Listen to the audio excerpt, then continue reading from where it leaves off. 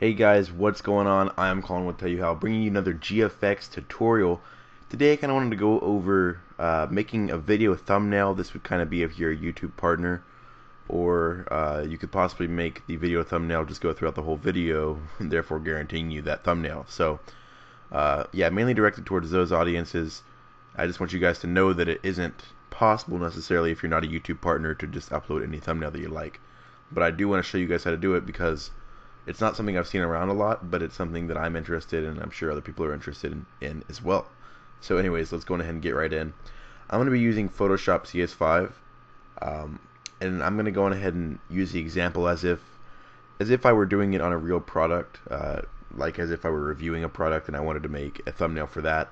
Of course, if you were doing something digitally like a GFX, let me show you something I made just for...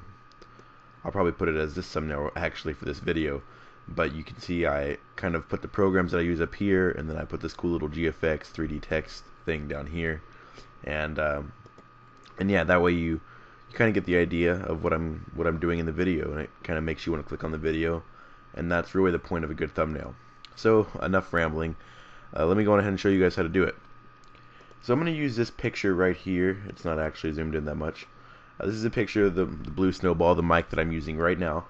And what I did was I went on ahead and dusted all the dust off of it that I could get. Obviously, in this little section down here, I kind of missed. I didn't think about that, but off the top, it's a really glossy metal, and I didn't want all the dust to be on there because it will show up.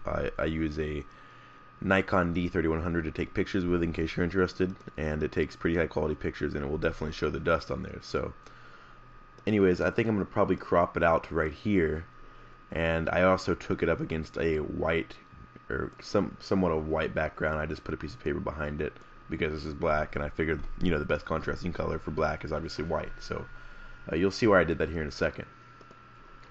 But anyways, let's go ahead and drop this picture into Photoshop. You want to make a new composition, preferably 1280 by 720. That's the best thumbnail size to use. It's what YouTube recommends anyways. And what you want to do is go ahead and drop your image in there. Yours may not be as big as mine. My computer's actually slow and it takes a while to even import it.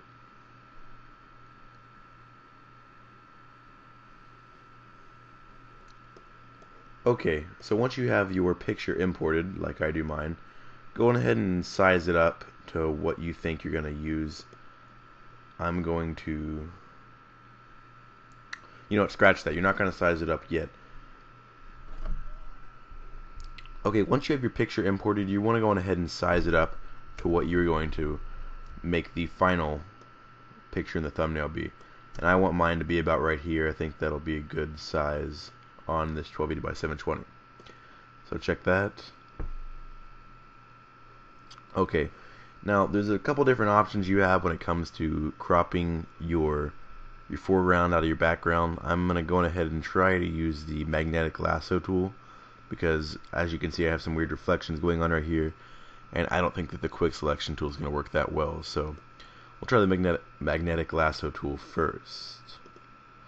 And if you don't know what this tool does, it's actually one of my favorite tools. Basically, you run it around the side of a color, and it kind of draws a map around it. Well, we hope it draws a map around it if you have a good... Oh, see, right there. I have a reflection of my lamp in the background, and it's kind of screwing with it a little bit, but we'll fix that later. And you don't really have to click when you're using this. You can kind of just go roughly around, and it'll make the points as it goes. If you want to click like on a little corner, you can, as I'm doing here.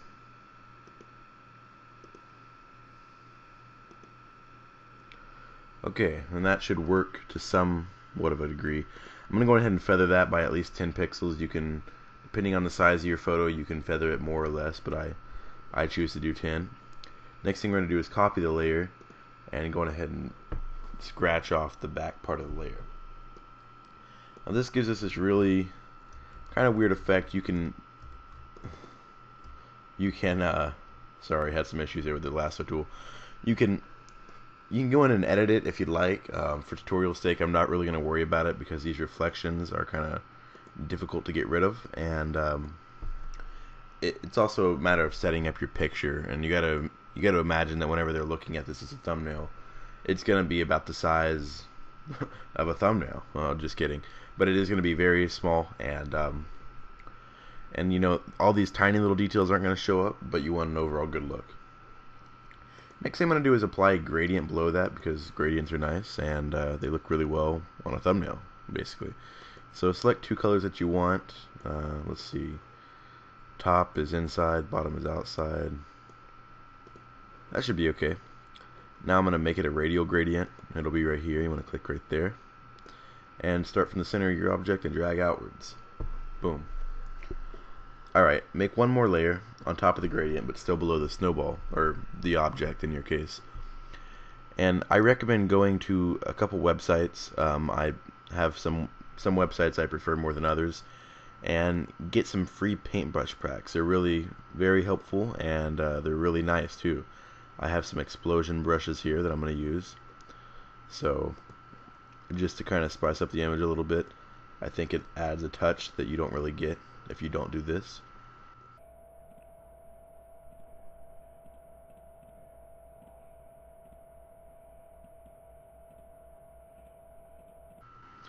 Okay, and that's looking somewhat good right there. You can kind of adjust it to your preferences. Some of these things are extremely large, but I think that looks really nice. So next thing you want to do is we want to write some big nice readable font on there. You don't want any crazy font, because that means they won't be able to read it from that small little image, and you want it to be pretty big. So I'm also keeping the kind of the rule of thirds here in mind. I'm putting my object over to the far left or the far right, depending on whatever you want to do. But don't put it way to the far left. You want to leave some room on the left. Just kind of think of it as headroom if you were to be filming. And I have this font that I like right here. Make sure it's a really nice color. You don't want anything crazy. Like, I wouldn't want to put purple on top of this because it would be hard to read. So I'm just going to write blue snowball, just as if I was, you know, reviewing this or whatever. And you can go in here and adjust the individual preferences if you'd like. Make it as big as it can to fit on the screen and be nice. I'm going to go to 160 on the font. And then I recommend adding some drop shadow, but I wouldn't want to go too crazy, because if you go too crazy, once again, it gets unreadable, and that kind of defeats the purpose of this. So a bevel and emboss and a drop shadow is usually about as far as I go. And yeah. Also, if you have a font that is really squeezed, because I know a lot of downloadable fonts are really squeezed. This one I downloaded also off of dafont.com. You can go over here and highlight it and click this button right here, which is your character, and adjust the horizontal text positioning. So I have this on 25. If I was to put it on 75, which I won't, you can see it spreads the letters out. So I'm actually going to put it on 10, and that's good right there. And that would be a good image. I recommend saving it as a PNG, just because it's a really nice, high quality image. And that's about it, guys. I hope you enjoyed this tutorial. If this was something virtual like a program, you could just replace this picture of the microphone with a program, and there you have it. But I hope this tutorial helped you guys out. If you did enjoy it and you like these style of videos, we make plenty of them. We've got a playlist full of tutorials, so check us out, guys. I'm Colin with Tell You How. You guys have a great day. Please rate, comment, and subscribe. Once again, you guys have a great day. Peace out.